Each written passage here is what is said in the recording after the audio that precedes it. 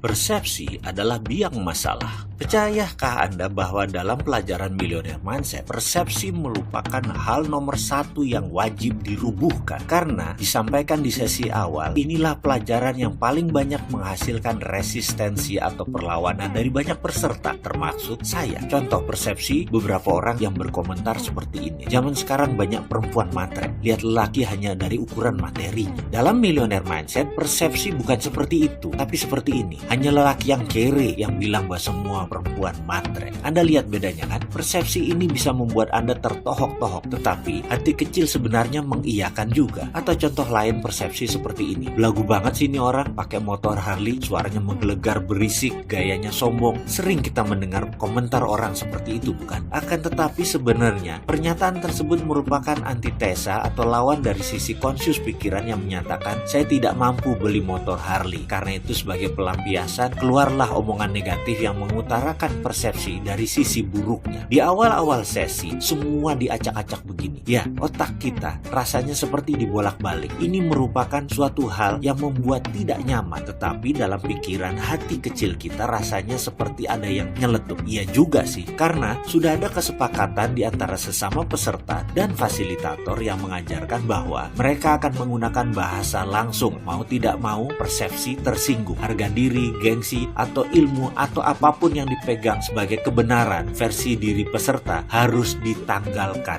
harus ditinggalkan. Sama seperti sahabat yang mendengar atau menonton video ini. Anda harus berani meninggalkan apapun yang Anda pegang saat ini demi pelajaran baru yang akan kita dapat bersama video ini. Pasalnya, membawa persepsi lama akan membuat Anda menjadi seperti Anda sekarang. Jadi, di dalam video ini, kalimat dan kata-kata Derek akan menjadi senjata percepatan pembelajaran. Contohnya ketika saya dijadikan subjek tanya jawab, Mr. Mardigu, what do you think about Bentley or Rolls Royce? Quick answer, no thinking please. Saya jawab, mobil mewah, mobil mahal, mobil orang kaya, mobil buat pamer. Good, that's a snap answer, very straightforward, and it shows that you are having a poverty conscious, katanya. Dia mengatakan bahwa saya memiliki kesadaran miskin, poverty conscious. Iya, dia bilang itu membuktikan bahwa saya memiliki kesadaran miskin. Sekali lagi, kemudian dia melanjutkan, kamu berjarak dengan kekayaan, karena itu kamu kerja sekuat tenaga, tapi pola pikir kamu miskin akan membawa kembali kamu ke dunia miskin. Saya terkejut dengan penjabarannya, tapi karena sejak awal sudah disepakati untuk tidak boleh tersinggung dan harus siap jika persepsi kita dirubuhkan, kata-kata tersebut pun rasanya nancep langsung ke akar pikiran bawah sadar saya. Bruce, how about you? Si fasilitator Geoff bertanya kepada peserta dari Filipina yang botak, skinhead. Dijawab cepat oleh Bruce, that's my car. Kontan seisi kelas tergelak. That's what you call prosperity conscious, tukas si Geoff. Ya, Geoff langsung berkata bahwa itu adalah kesadaran kemakmuran. Kalimat itu membawa saya melamun. Teringat kembali suatu masa ketika saya sedang berdialog dengan Ketut Mas Agung, anak ketiga dari keluarga Mas Agung, pendiri toko Gunung Agung, toko Wali Songo, pemilik Pullman Hotel, gedung Wisma Nusantara, dan banyak hotel lagi. Saya mengenal Ketut Mas Agung lebih dari 25 tahun, bahkan sampai saat ini kami masih seminggu sekali bertemu dan masuk dalam WA group bersama. Suatu hari saya bertanya kepada sahabat saya ini, bro, bagaimana asal muasal keluarga Mas Agung membangun bisnis yang berkelimpahan hingga makmur seperti sekarang? Awalnya apa yang almarhum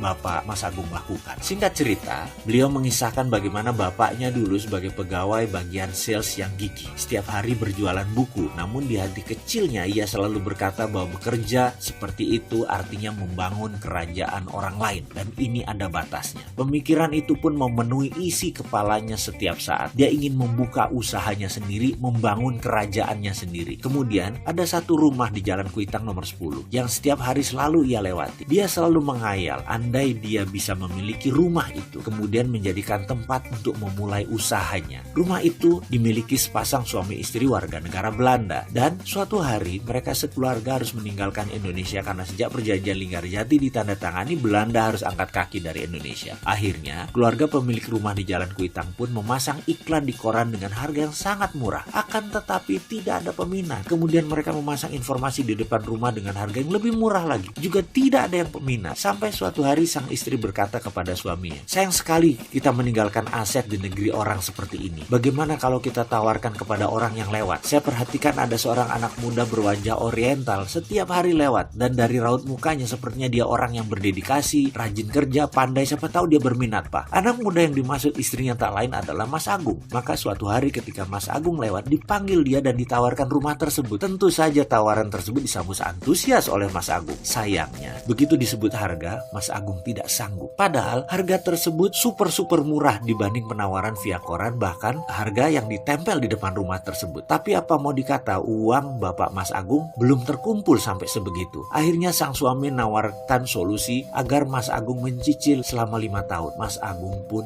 menyetujui. Dia berusaha keras bekerja, menyicil kewajibannya yang dikirim langsung ke Belanda. Dan benar, 5 tahun kemudian dia lunasi rumah tersebut. Sahabat saya, Ketut Mas Agung menyimpulkan, begini Mardigu, misalnya dulu bapak saya tidak pernah menyatakan berkali-kali bahwa dia akan punya bisnis sendiri. Misalnya, dulu bapak tidak pernah membatin setiap lewat rumah tersebut bahwa dia ingin memulai bisnis dari sana. Ini rumah saya. Misalnya, dulu dia tidak mengulang-ulang mantra dalam dirinya. Ini rumah saya, ini kantor saya, ini kerajaan bisnis saya mulai dari sini. Pasti rumah itu dibeli orang lain, bukan ditawarkan kepada dia. Ketika dia berkata tidak mampu, pasti sepemilik rumah akan mencari pembeli yang mampu, bukan menawarkan solusi menyicil kepada dia. Ya, intinya adalah percaya sebelum terjadi, pasti akan terjadi. Dan hal ini rupanya diwariskan kepada ketiga anak-anak.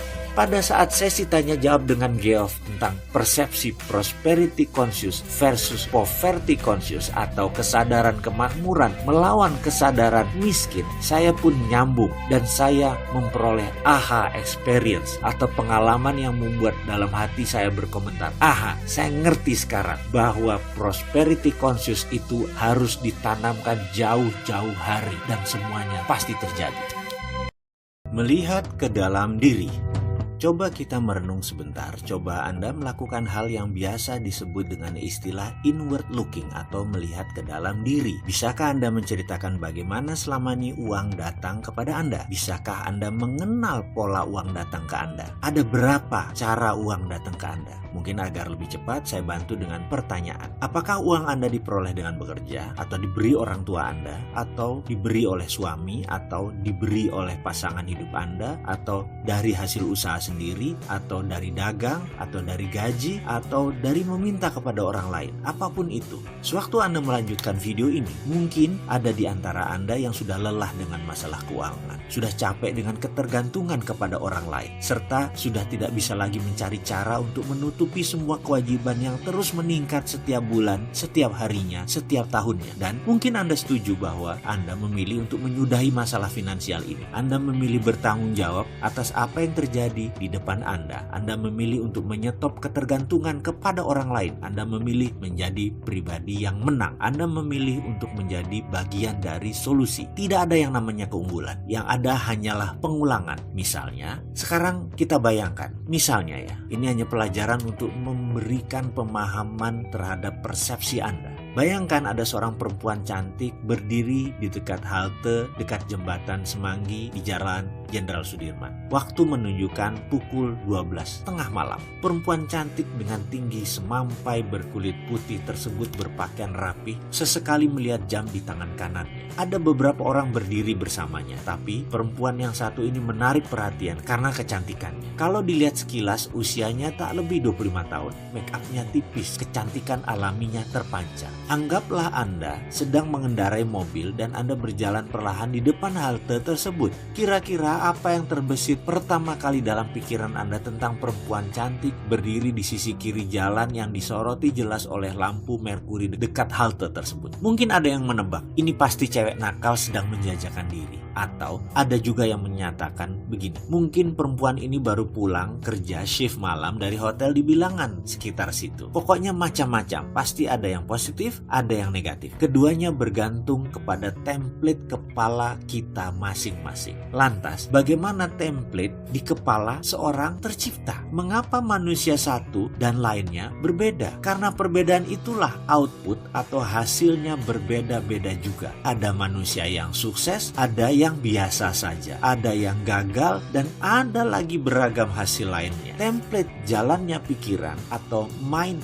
map tercipta karena sesuatu yang berulang-ulang terjadi dalam perjalanan hidupnya. Misalnya seseorang yang membaca koran lampu merah, atau dulu ada namanya pos kota, atau isi berita yang selalu negatif. Walaupun berita-berita tersebut merupakan fakta, tetapi kalau setiap hari dijejali dengan berita maksiat, kriminal, bisa dibayangkan seperti apa template orang yang kira-kira selama 5 tahun kalau dia baca dan yang diperoleh adalah hal-hal seperti itu. Di sisi lain, apa yang terjadi jika seseorang membaca koran, majalah bisnis, buku self-improvement selama 5 tahun? Template seperti apa yang dia miliki? Jika sekiranya kedua orang tersebut berjalan bersama dalam mobil, lalu melihat fenomena wanita cantik tadi, apakah Anda menebak apa isi kepala masing-masing kedua orang itu? Bagaimana? Inginkah mengubah dasar pemikiran Anda? Dalam memutar roda, selalu ada yang memberatkan, sama halnya dalam melakukan perubahan mindset ini. Maka, selain keyakinan-keyakinan lingkungan yang mempengaruhi, ada juga hal yang harus Anda jaga setelah melakukan perubahan. Jika ini tidak dijaga, Anda akan kembali lagi menjadi diri Anda yang lama. Sebagaimana Anda tahu, pandangan dan reaksi Anda terhadap kejadian dalam hidup ditentukan oleh dasar-dasar pemikiran Anda. Dasar pemikiran tersebut merupakan keyakinan-keyakinan, pendapat-pendapat, dan kesimpulan-kesimpulan yang Anda tarik sebagai masukan dari pengalaman Anda yang Anda terima sejak kecil. Hal-hal tersebut membentuk self-concept. Seberapa Anda yakin tentang diri Anda, inilah filosofi hidup Anda. Semakin kukuh dasar pemikiran tersebut, semakin yakin Anda dengan kebenarannya. Pada akhirnya, dasar inilah yang menjadi pengendali apapun yang Anda lakukan, yang Anda kerjakan, dan yang Anda rasakan. Jika Anda yakin Anda adalah orang yang penuh dengan talenta dan semangat, ramah, populer, sehat, serta memiliki kehidupan yang indah, dasar-dasar pemikiran ini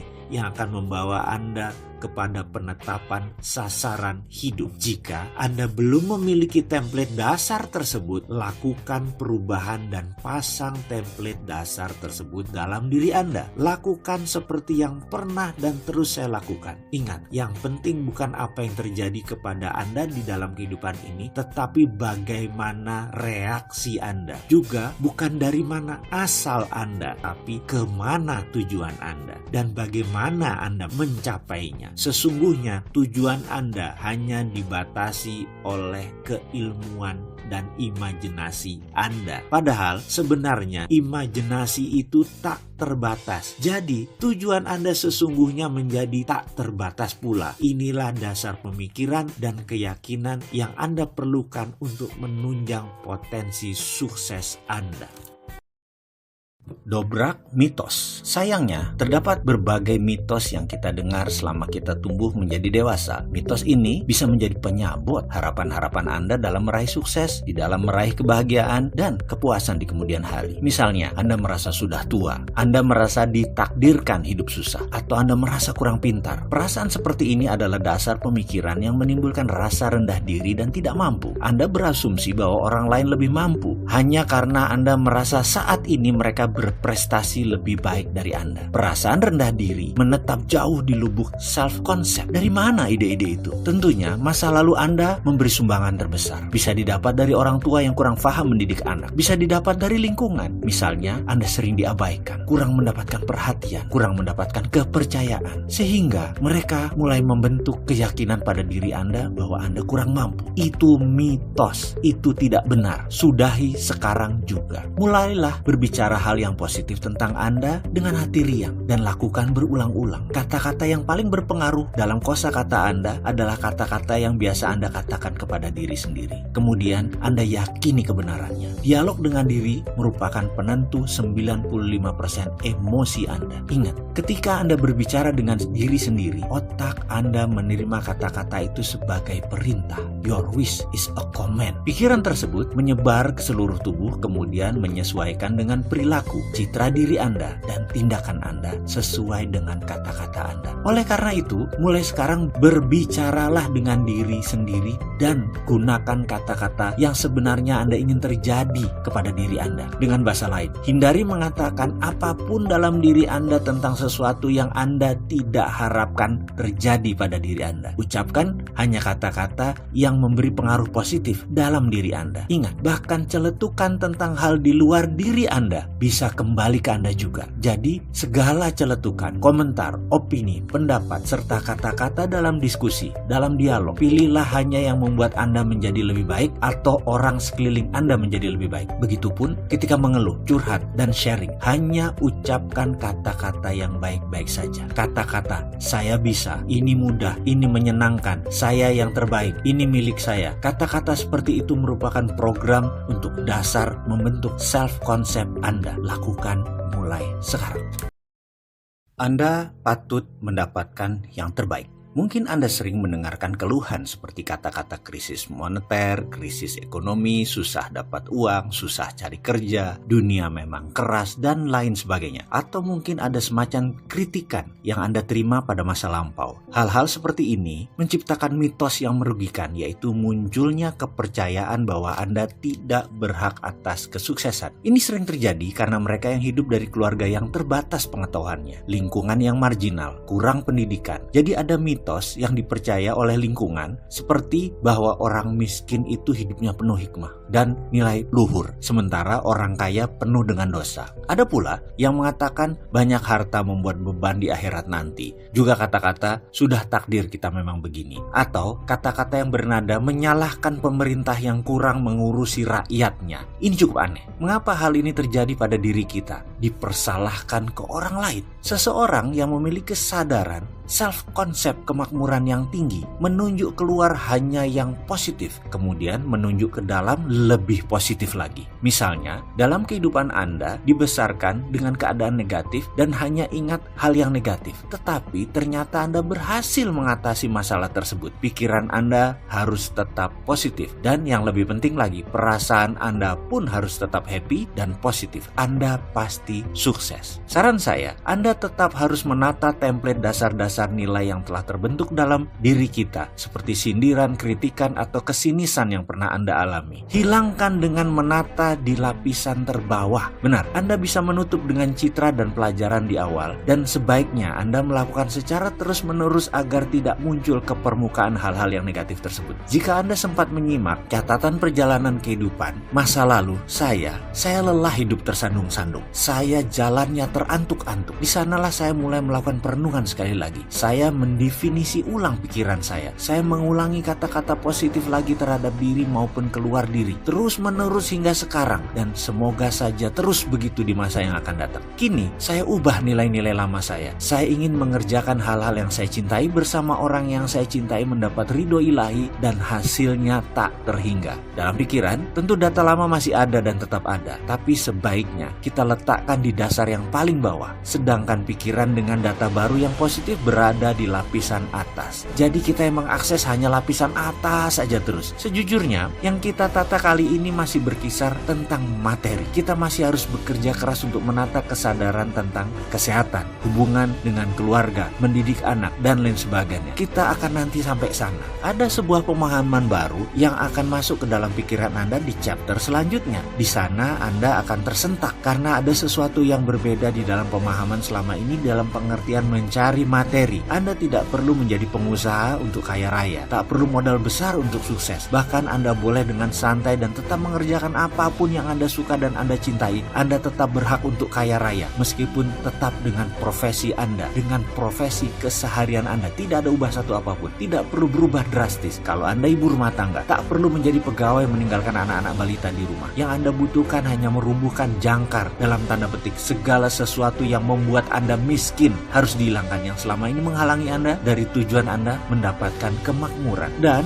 video ini tidak menjanjikan Anda untuk memperoleh rose garden, bahwa semuanya mudah, semuanya enteng, semuanya mudah membalik tangan. Tidak sama sekali. Yang harus disadari adalah semuanya dimulai dengan keyakinan, yaitu keyakinan baru. Jadi sekali lagi saya ulangi, siapa bilang mau kaya harus berbisnis? Siapa bilang sukses itu mudah, hanya perlu bekerja pintar tanpa modal, tanpa kerja keras? Kita akan luruskan semua itu. Saya jamin yang berbicara bahwa untuk sukses harus berbisnis, atau ada yang mengatakan sukses itu mudah tanpa kerja keras, tanpa modal, tanpa kerja pintar, adalah seorang pembelajar yang baik, tapi bukan pelaku yang menjalankan roda ekonomi. Yakinlah, yang berkata seperti itu pasti orang yang bertujuan baik. Namun bagi saya, niat baik tersebut sering misleading, membuat manusia lain jadi salah arah. Jadi pemahamannya harus diperdalam agar lebih benar, bukan hanya jargon. Saya tahu sekali niatnya memotivasi orang agar orang tidak patah semangat dengan kondisi saat ini. Saya juga paham sekali bahwa pemutar roda ekonomi saat ini banyak datang dari kalangan yang memiliki sedikit pendidikan sekolah dengan sedikit modal, bahkan ada yang tanpa modal. Cerita tentang orang-orang seperti ini menjadi semacam pendekatan mirroring agar satu rasa. Kemudian dibandingkanlah dengan kisah-kisah orang sukses di dunia yang juga tidak bermodal, tak berpendidikan. Tujuannya sama, yaitu agar memotivasi untuk bersemangat. Dan itu tidak salah, ini benar dan saya setuju sekali. Akan tetapi, siapapun yang mengatakan hal tersebut sebaiknya menjelaskan lebih dalam lagi. Yang disebut begini, misalnya berbisnis properti tanpa modal, sebaiknya diterangkan lagi dengan benar. Itu broker properti atau pebisnis properti.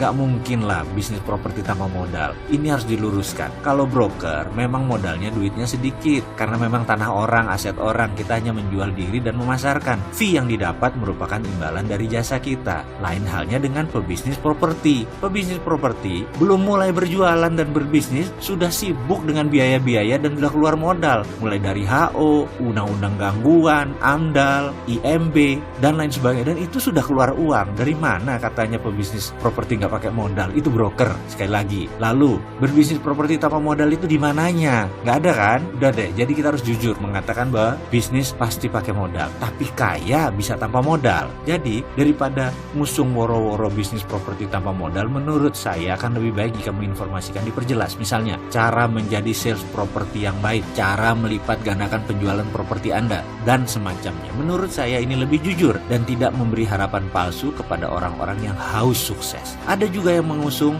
jargon kerja pintar. Ini biasanya pemain bisnis MLM. Dan sekali lagi, ini bukan hal yang salah. Ini benar, kerja pintar. Karena kerja Anda hanya jualan produk. Anda tidak perlu memikirkan gudang, distribusi, administrasi, atau izin-izin. Anda tidak perlu susah-susah menciptakan merek dan lain sebagainya. Anda hanya perlu membangun sales team, berjualan dan memotivasi. Titik. Itu memang kerja pintar. Anda hanya mengerjakan 30% dari sisi bisnis. Namun, leader seperti itu tidak bisa mengatakan bahwa ber-MLM itu berbisnis. Ini hanya strategi salesmanship. Sales adalah bagian dari bisnis dan bukan berbisnis. Kalau Anda memiliki bisnis jaringan tersebut, barulah Anda menyebut diri Anda pebisnis. Ada juga yang mengatakan Bill Gates tidak menyelesaikan sekolahnya, atau Lim Swee Leong tidak sekolah. Pengusaha lain juga tidak sekolah formal, tapi pada kaya-kaya. Ini menimbulkan pemahaman yang keliru juga bahwa pendidikan itu tidak diperlukan untuk berbisnis. Enggak. Ini harus dibenarkan. Hal ini juga sebenarnya saya tidak menentang ada orang kaya dengan tidak sekolah. Bisnis memang open source, semacam pintu terbuka. Mau orang tidak berpendidikan, tidak beragama, tidak bermoral, kejam, baik hati, atau usaha jenis apapun, Anda bisa saja sukses. Bisnis sukses tidak bisa diklaim sebagai hanya tempat orang tidak berpendidikan. Itu tempat semua orang dengan latar ras apapun, agama apapun, dengan ilmu apapun. Bagi saya, maaf ya, ini hanya pendapat pribadi. Benarlah banyak orang tersebut tidak berpendidikan formal. Akan tetapi kalau Anda berada dekat mereka, akan terasa bahwa ilmu mereka tinggi sekali. Ya, mereka sangat berilmu. Dan dalam menuntut ilmu memang tidak diperlukan sekolah formal. Selama Anda bisa belajar, bisa berilmu, sekolah formal hanya pelengkap. Seorang Ciputat putra misalnya sejak lahir sudah melihat timbangan terigu, telur di matanya ketika orang tuanya berdagang. Dari bayi dia sudah mengenal tawar-menawar, berjualan, menentukan harga, melayani pelanggan, walaupun saat itu hanya skala warung. Nah, ini sebuah keilmuan yang dipelajari melalui jalan hidupnya. Siapa yang bisa melawan keilmuan dagang seperti itu? Mau makan sekolah sampai S3 di perguruan tinggi ternama sekalipun, gak akan diajari hal itu. Lalu sewaktu dia berbisnis di usia 20 tahunan, sebenarnya dia sudah memiliki ilmu dagang sebagai platform pola dalam pikiran bawah sadarnya. Jadi, berbisnis merupakan matriks yang rumit yang seharusnya tidak dipikirkan tetapi dijalankan. Untuk berbisnis, Anda harus memiliki komitmen dan ide yang terlatih. Bahkan sahabat saya mengatakan, sekreatif apapun ide Anda, kalau tidak laku dijual, namanya Anda tidak kreatif. Kesimpulan, Anda harus dipercaya. Kalau kepercayaan orang terhadap Anda tinggi, apapun yang Anda berikan, bahkan meskipun menurut mereka ide Anda jelek atau produk Anda buruk, pasti tetap dibeli. Lalu, benarkah tidak perlu kerja keras? Saya meneliti dalam-dalam hal ini. Saya percaya semua orang kaya, orang sukses adalah pekerja keras. Namun, mereka bukan saja pekerja keras, tapi orang yang tahu memanfaatkan waktu. Mereka bekerja keras, iya, tapi begitu liburan, mereka benar-benar menikmati liburannya dan enjoy. Mereka pandai membagi waktu di antara kerja, di rumah, bersosialisasi. Kata-kata work hard, play hard bukan sekedar jargon. Mereka melakukan secara harafiah. Perilaku kerja yang pintar, membagi waktu, itulah sesungguh yang disebut kerja pintar. Mereka diinfokan hanya main golf atau selalu datang siang ke kantor. Sudah ada sistem yang mereka kerjakan karena sudah ada direktur yang mengerjakan. Itu merupakan produk tahunan kerja keras mereka. Ibaratnya orang menanam mangga selama 4 tahun panen, terus menghasilkan selama 25 tahun. Kalau dilihat 10 tahun, ya kelihatannya seperti orang yang santai. Namun kalau Anda melihat 4 tahun pertama hidupnya, mungkin Anda akan berkata beda. Mungkin Anda memandangnya sebagai seorang workaholic atau penggila kerja. Satu hal lagi, apakah untuk kaya atau sukses harus berbisnis? Nah, untuk hal ini saya sedikit berlawanan dengan banyak orang. Saya percaya untuk kaya atau sukses, Anda tidak perlu berbisnis. Dengan kalimat lain, untuk kaya ada ribuan cara. Berbisnis atau berwirausaha hanyalah salah satunya saja. Mau Anda berlatar belakang office boy, pedagang kaki lima, pensiunan olahragawan, TNI, guru, tukang las, ibu rumah tangga, tukang parkir sekalipun, sukses atau kaya adalah masalah perilaku atau attitude. Kaya atau sukses adalah produk sampingan dari sebuah perilaku kaya. Menabung, contoh perilaku orang sukses. Berinvestasi adalah perilaku orang sukses. Dipercaya adalah perilaku orang sukses. Dan banyak lagi perilaku pribadi sukses ini bukan hak prerogatif pebisnis. Itu hak prerogatif orang sukses. Anda menjadi good follower juga termasuk perilaku pribadi sukses. Anda seorang good listener juga termasuk pribadi sukses. Anda seorang pegawai atau seorang putus sekolah, Anda perlu memiliki kepribadian seperti itu untuk bisa sukses, yaitu good follower, good listener. Anda tidak perlu repot-repot membangun perusahaan blue chip. Anda bisa mempelajari dengan seksama di bursa, di equity crowdfunding, di Santara. Anda bisa lakukan itu. Lalu belilah dalam jangka panjang. Otomatis Anda sudah merupakan shareholder perusahaan tersebut. Walaupun minoritas, namun tetap saja Anda termasuk pemilik sebagian saham perusahaan tersebut. Misalnya, Anda tahu di masa sekarang bisnis retail akan naik. Melihat net income per kapita di Indonesia sudah 3.800 US dollar. Jadi, belilah saham Unilever. Lalu simpan selama 5 tahun. Dijamin kenaikannya pasti. Itulah berinvestasi. Bahkan ada yang unik nih, sahabat-sahabat istri saya dan kelompoknya memiliki kebiasaan aneh. Setidaknya menurut saya, setiap bulan mereka arisan. Ya namanya juga ibu-ibu, tapi ada yang aneh di kelompok ini. Setiap arisan isinya adalah perdebatan data dan informasi saham apa yang mereka akan beli bulan ini. Lalu siapa pemenangnya akan ambil uang tersebut di tahun depan. Misalnya masing-masing store 1 juta rupiah. Ada 12 peserta. Jadi setiap bulan ada saham yang dibeli senilai 12 juta yang akan dicairkan 1 tahun setelah diinvestasi. Misalnya dari hari kocokan tersebut, Ibu A mendapatkan pemenang arisan bulan itu. Kemudian dibelikan saham kelapa sawit Astra Argo Lestari. Lalu bulan depan 12 juta diinvestasikan ke saham Trada Marine Cargo. Itu diputuskan setelah mereka berdua belas berdebat dan berdiskusi. Kalau dengar ceritanya seru juga nih. Saya yang dulu-dulu merasa arisan itu hal yang berbau sosialite dan hanya perilaku sosial semata, jadi melihat arisan dari sisi menarik sekarang. Jadi ke depan sukses dan kaya, sekali lagi, bukan untuk mereka yang bekerja saja, alias siapa saja punya profesi apapun bisa sukses selama tahu dan berpikir sukses. Selamat melanjutkan video selanjutnya.